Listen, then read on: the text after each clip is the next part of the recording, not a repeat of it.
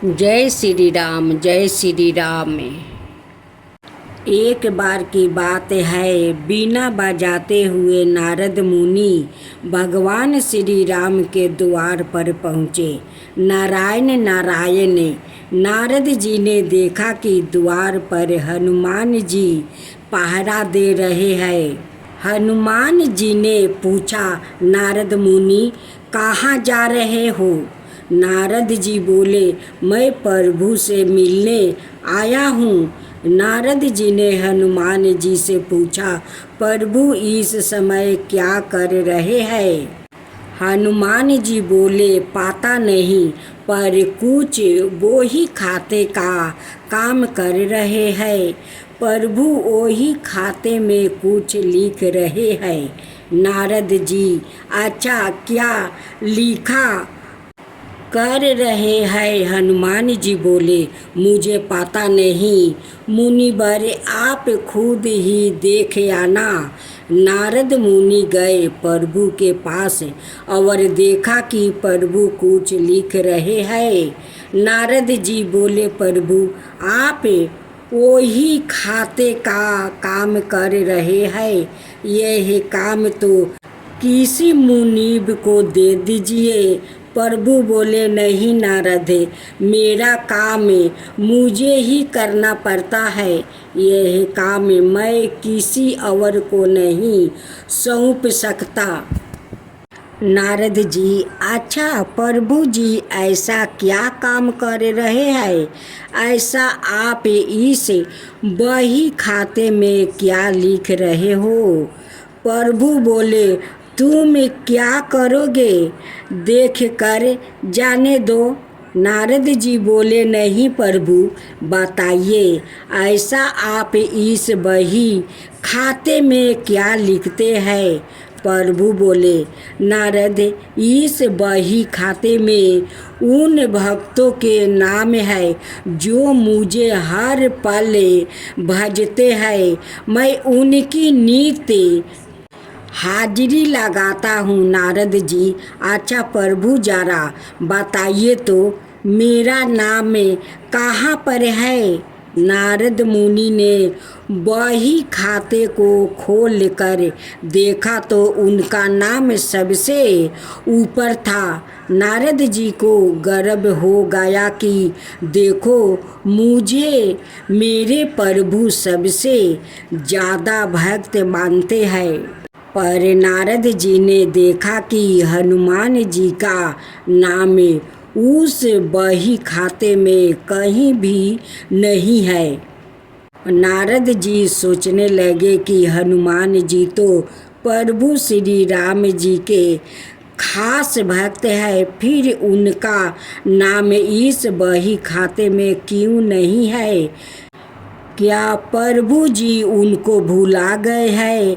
नारद मुनि आए हनुमान जी के पास। बोले, हनुमान, प्रभु के बही खाते में उन सब भक्तों के नाम है जो नित्य प्रभु को भजते हैं, पर आपका नाम उसमें कहीं नहीं है। हनुमान जी ने कहा, मुनिवर, होगा आपने शायद ठीक से नहीं देखा होगा। नारद जी बोले, नहीं नहीं, मैंने ध्यान से देखा, पर आपका नाम कहीं नहीं था।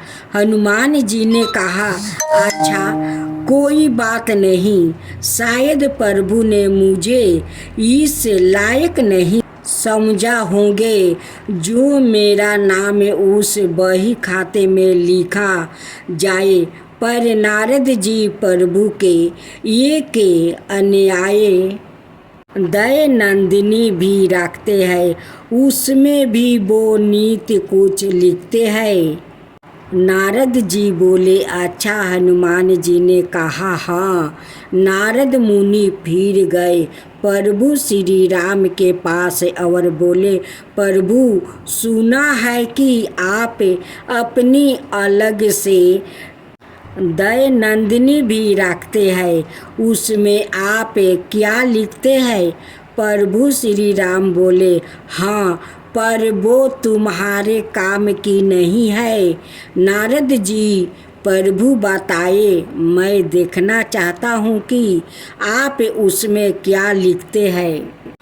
प्रभु जी मुस्कुराए और बोले, मुनिवर, मैं इनमें उन भक्तों के नाम लिखता हूँ जिनको मैं नित्य भजता हूँ। नारद जी ने डायरी खोल कर देखा तो उसमें सबसे ऊपर हनुमान जी का नाम था। यह देखकर नारद जी का अभिमान टूट गया। कहने का मतलब यह है कि जो भगवान को सिर्फ जीवा से भजते हैं उनको प्रभु अपना भक्त बनाते हैं, और जो हृदय से भजते हैं उन्हें भक्तों के वो सवाए भक्त हो जाते हैं। ऐसे भक्तों को प्रभु अपनी हृदय रूपी विशेष सूची में रखते हैं। भक्तजनों, आज आप सुने भीम और हनुमान जी की कथा। हनुमान जी का जन्म त्रेता युग में हुआ था और वो श्री राम के समकालीन थे और वो भगवान राम के परम भक्त थे और लंका युद्ध में श्री राम का साथ देकर माता सीता को लंका से मुक्त करवाया और युद्ध में विजय प्राप्ति किया। इसी प्रकार भीम का जन्म द्वापर युग में हुआ और श्री कृष्णा के समकालीन थे। भीम भी महाबलशाली योद्धा थे। महाभारत के 5 पांडवों में भीम सबसे अधिक शक्तिशाली और बलवान थे। उनमें 10 हाथियों का बल था और उस समय संपूर्ण पृथ्वी पर उनके समान शक्तिशाली कोई दूसरा नहीं था। उन्होंने अच्छे अच्छे महाबलियों को युद्ध में धूल चटाया था। हनुमान जी और भीम दोनों को पवन पुत्र कहा जाता है। हनुमान जी को अमरता का वरदान मिला है, इसलिए जब तक धरती रहेगी हनुमान जी साक्षात इस धरती पर रहेंगे और लोगों के कष्टों को दूर करते रहेंगे। महाभारत में एक रोचक प्रसंग आता है जब अलग अलग योग के 2 महान योद्धा हनुमान जी और भीम का सामना होता है। बात महाभारत काल की है। पांडवों को 14 बरस का वनवास और 1 बरस का अज्ञातवास मिला था। इस दौरान एक बार पांडवा किसी वन में रुके हुए थे। उस वन में एक सरोवर था। उस सरोवर में सुगंधित कमल पुष्प लगे हुए थे जिनकी सुगंध चारों तरफ फैली रही थी। द्रौपदी को इन पुष्प की सुगंध अपनी तरफ आकर्षित कर रही थी।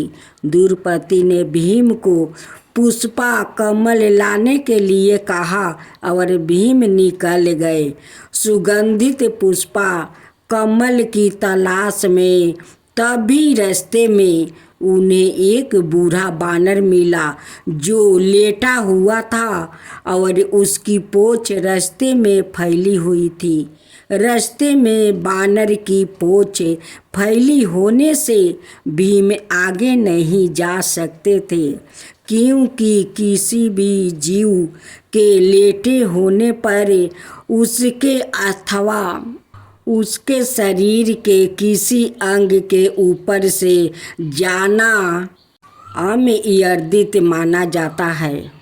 अपने रास्ते में बानर की पूंछ देख कर भीम ने बानर से अपनी पूंछ हटाने के लिए कहा। भीम की बात सुनकर बानर बोला, भाई मैं तो राम का भक्त हूँ, राम जी की कृपा से यहाँ लेटा हूँ। आप चाहे तो मेरी पूंछ के ऊपर से जा सकते हो। भीमसेन को बानर की बातें पसंद नहीं आई और उन्होंने गुस्से में बानर से अपनी पूंछ हटाने के लिए कहा। भीमसेन की बात सुनकर बानर बोला, भाई आप तो पृथ्वी के सबसे शक्तिशाली व्याकृत हो, आप ही मेरे पूंछ हटा दो। भीमसेन ने बार बार बानर से अपनी पूंछ हटाने के लिए कहा और बानर ने भी बार बार यही उत्तर दिया।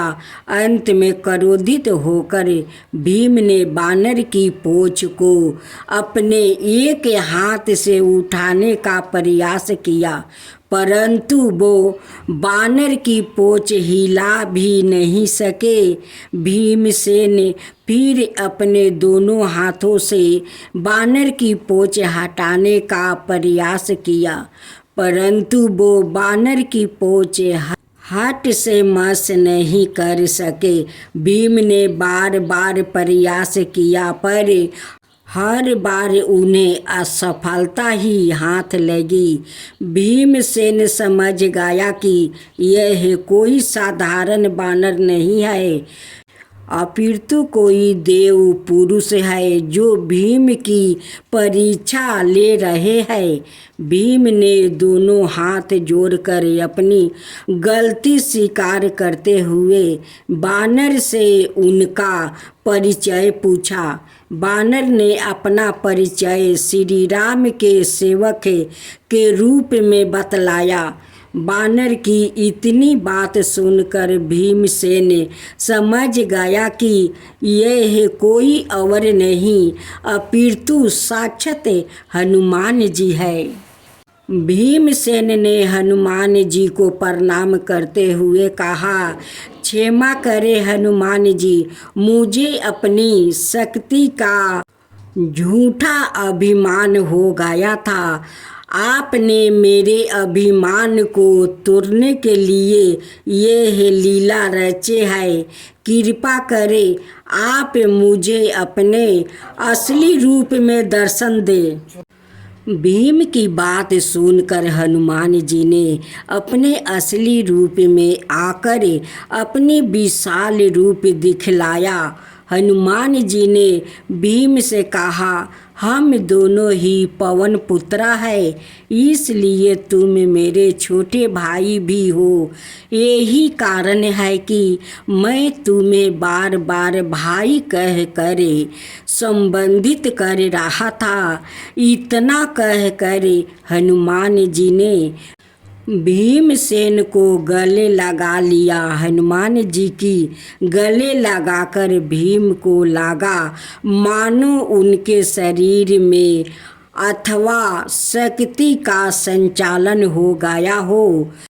भीम ने हनुमान जी की आग्रह किया कि वो गौरवों के साथ होने वाले युद्ध में पांडवों का साथ दे। जिस पर हनुमान जी ने कहा, जिस योग में मैं हूँ वह योग दूसरा था, उसमें मैंने श्री राम के लिए कई युद्ध किए थे। अब योग दूसरा है, यहाँ मेरा युद्ध करना सही नहीं है, इसलिए मैं युद्ध में शामिल नहीं हो सकता, परंतु युद्ध में पांडवों के रथ की दरवाजा पर मेरा वास होगा। इस प्रकार हनुमान जी महाभारत युद्ध में हमेशा श्री कृष्ण और अर्जुन के रथ की दरवाजा पर विराजित रहे और अर्जुन के रथ की रक्षा करते रहे। हनुमान जी की जय हो, हनुमान जी की जय हो।